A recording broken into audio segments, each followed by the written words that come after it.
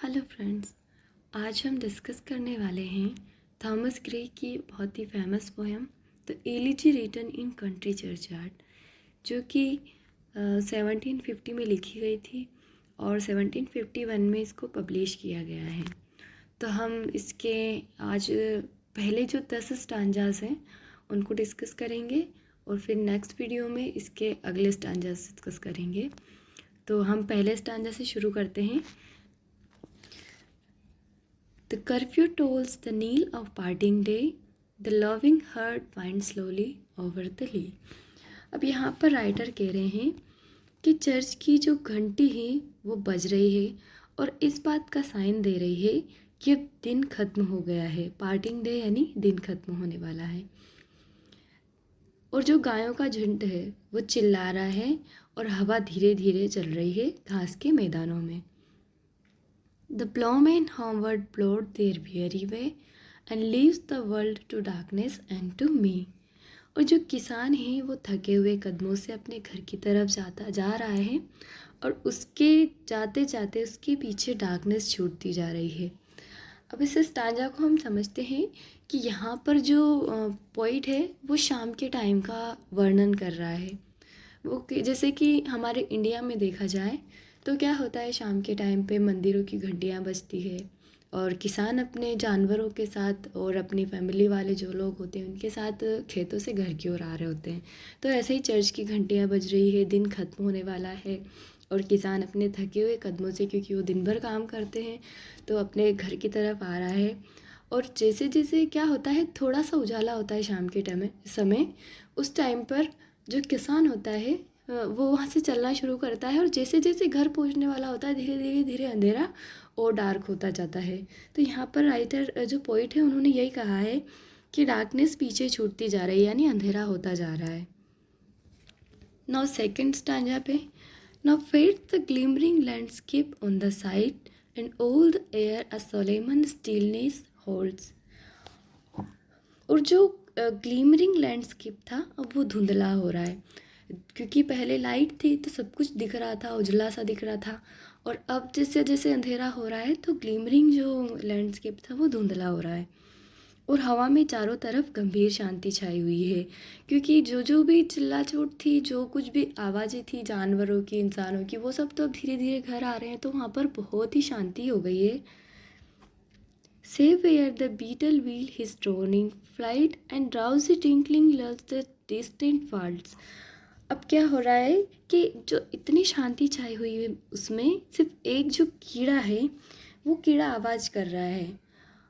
जैसे कि आपने अभी सुना होगा कि झिंगूर सा लड़का, अभी एक फेमस डायलॉग चला था, तो झिंगूर भी ऐसी आवाज़ें करता है। वैसे यहाँ पर्टिकुलर उसकी बात नहीं हुई है, पर जैसे जो पूरी शांति छाई हुई है वहाँ पर एक कीड़ा आवाज़ कर रहा है, तो उसकी आवाज़ आ रही है।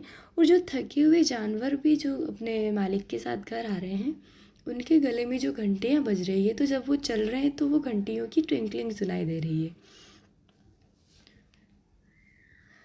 Save that from yonder ivy mantled tower, the mopping owl does to the moon complain. अब यहाँ पर राइटर कहते हैं कि एक जो वॉन्डरिंग टावर है, जो एक आइवी मेंटल टावर है, वहाँ पर एक उल्लू है। वो उल्लू चिल्ला रहा है मानो वो मून से कंप्लेन कर रहा हो।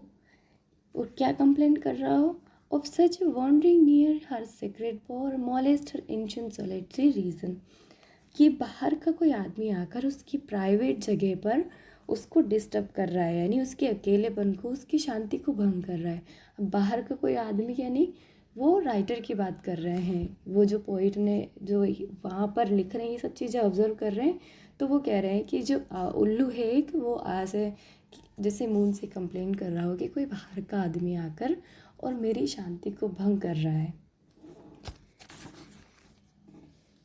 Beneath those rugged elms that year tree shade, where heaves the turf in many a maundering heap, each in his narrow cell of Everlade, the rude forefather of the hamlet sleep.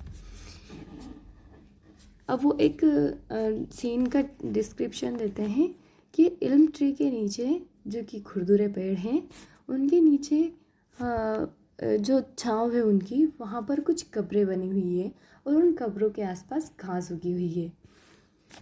और वहाँ पर कुछ लोग यानी कि वहाँ कब्रों में तो डेड बॉडी होती है, तो वहाँ जो कब्रें बनी हुई है उसमें लोग अपनी एक छोटी सी कोठरी में, जैसे कैसे कोई रहता है, जैसे अब अपना एक छोटा सा घर है तो हम उसी के एरिया में रहते हैं, तो वो कह रहे हैं कि जैसे मॉर्निंग के टाइम का वर्णन है इस वाले स्टांजा में, कि जैसे मॉर्निंग होती है तो कि खुशबूदार हवा चलती है, जो फ्लावर्स होते हैं उनकी उनकी जो खुशबू होती है वो हवा में घुल जाती है, तो हवा खुशबूदार हो जाती है। और बर्ड्स होते हैं वो अपने घोंसलों में चिल्लाते हैं, सुबह सुबह चहचहाते हैं। और जो मुर्गा होता है वो सुबह अपनी बहुत ही गूंजती हुई आवाज़ में चिल्लाता है। तो ये सब चीज़ें होती है मॉर्निंग के टाइम पे। पर राइटर बोलते हैं कि ये सब कुछ जो हो रहा है वो भी इन लोगों को अपने बिस्तरों से नहीं उठा सकता, कि इन लोगों को जो कब्र में लेटे हुए हैं, ये लोग इतना सब कुछ होने के बाद भी उठ नहीं सकते, क्योंकि इनकी स्लीप परमानेंट स्लीप है, ये मर चुके हैं। For them no more the blazing hearth shall burn or busy housewife play her evening care। और अब कोई भी बिजी हाउसवाइफ इनके केयर नहीं करेगी या इनके लिए कोई तैयारी नहीं करेगी, और ना इनके लिए कोई चूल्हा जलेगा जो इनके लिए खाना पकाया जाएगा। क्या होता है शाम के टाइम पे जो वाइफ्स होती है, बहनें होती है, मम्मियाँ होती है, वो अपने बेटों भाई पति का इंतज़ार करती है कि वो आएंगे, उनके लिए अच्छी सी तैयारियाँ करती है, खाना पकाती है। तो अब इनके लिए ऐसा कुछ नहीं होगा। No children run to leave their sires return और climb his knees the envied kiss of to share. और कोई बच्चा इनके पास भागता हुआ नहीं आएगा और न इनके घुटनों को पकड़कर गोद में चढ़ने की कोशिश करेगा। और जब इनके फादर एक बच्चे को किस कर रहे होंगे तो दूसरा बच्चा इसके लिए रूठेगा नहीं। जैसे क्या होता है घर में, जैसे ही पापा आते हैं तो बच्चे दूर से ही जैसे देखते हैं पापा पापा करके चिल्लाते हुए उनके पास आते हैं और ऐसे पकड़ लेते हैं। छोटे होते हैं तो घुटने पकड़ लेते हैं और ट्राई करते हैं कि वो पापा उनको गोद में उठा लें। और जब दो बच्चे होते हैं, पापा एक को उठा के किस करते हैं तो दूसरे बच्चा रूठ जाता है कि मुझे पहले क्यों नहीं किया। तो ऐसा इनके लिए कुछ नहीं होगा। After the harvest to their sickle yield, their furrow of the stubborn glebe has broken। अक्सर किसान अपने जो सिकल होता है, फसल काटने का जो औजार होता है, उससे फसल को काटते हैं, हार्वेस्ट करते हैं। और वो जो कठोर ज़मीन होती है उसमें हल चलाते हैं, और जब हल चलाते हैं तो उसमें खेतों में एक लाइन बन जाती है। वो ज़मीन की जो खुदाई होती है ना एक लाइन से, तो एक लाइन बन जाती है। How jocund did they drive their team afield, how about the woods beneath their sturdy stroke. और अपनी पूरी टीम के साथ खुशी से घर लौटते हैं, और जो बड़े बड़े पेड़ होते हैं उनको भी ऐसे तगड़े स्ट्रोक दे करके और गिरा देते हैं। यहाँ पर पोइट ने किसान के हार्ड वर्क की बात की है कि वो कितना ऐसे हार्ड वर्क करते हैं जो एक नॉर्मल पीपल होता है या किसान होता है। Like no ambition mock their useful toil, they home the joy and destiny ऑब्सकर।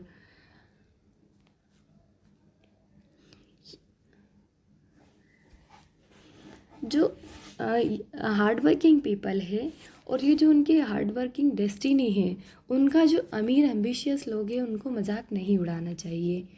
और उनके ऊपर ऐसे उनकी जो हार्ड वर्क कर रहे हैं वो उन चीज़ों को लेके ऐसा नहीं सोचना चाहिए कि इनकी तो किस्मत यही है, ये तो ऐसे लोग हैं, मतलब उनको चीफ नहीं समझना चाहिए। No grandeur hear a contemptuous smile the short and simple annals of the poor. और जो शोहरत वाले जो बड़े लोग हैं, जो अमीर लोग हैं, उनको इनकी जो सिंपल और शॉर्ट कहानियाँ होती हैं, इनकी जो ऐसी सिंपल लाइफ है उसको देखकर ऐसे नफ़रत वाली हंसी नहीं हंसनी चाहिए।